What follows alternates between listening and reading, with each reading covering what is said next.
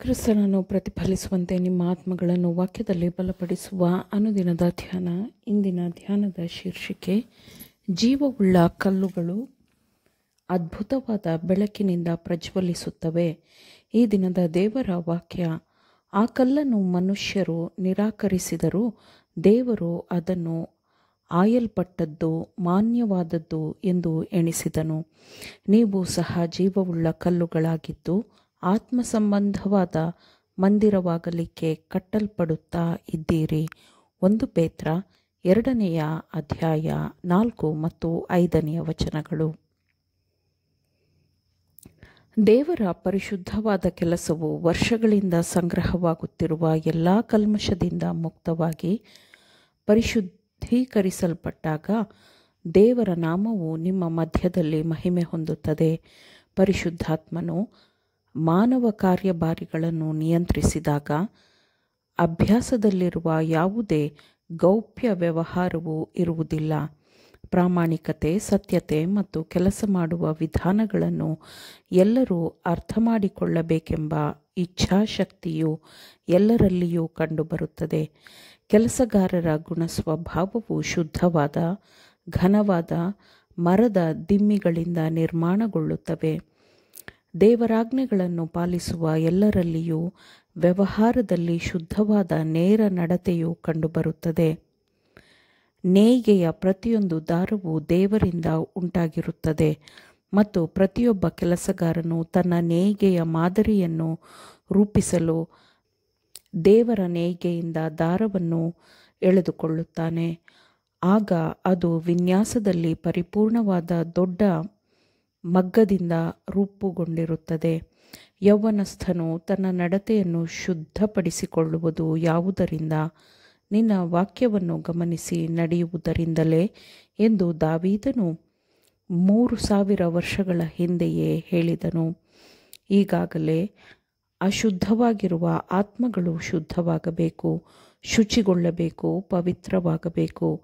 ಆಗ ಕತ್ತಲೆಯೊಳಗಿಂದ ಬೆಳಕು ಹೊಳೆಯಲಿ ಎಂದು ಹೇಳಿದ ದೇವರು ತಾನೇ ಯೇಸುಕ್ರಿಸ್ತನ ಮುಖದಲ್ಲಿ ತೋರುವ ದೇವ ಪ್ರಭಾವ ಜ್ಞಾನವೆಂಬ ಪ್ರಕಾಶವು ಅನೇಕರಿಗೆ ಉಂಟಾಗುವುದಕ್ಕಾಗಿ ನಮ್ಮ ಹೃದಯಗಳಲ್ಲಿ ಹೊಳೆಯುತ್ತಾನೆ ಎಂದು ವಾಕ್ಯವು ಹೇಳುತ್ತದೆ. ಒಳ್ಳೆಯ ಕೆಲಸಗಳ ಮೂಲಕ ನಾವು ಈ ಲೋಕದಲ್ಲಿ ಪ್ರಕಾಶಿಸಬೇಕು.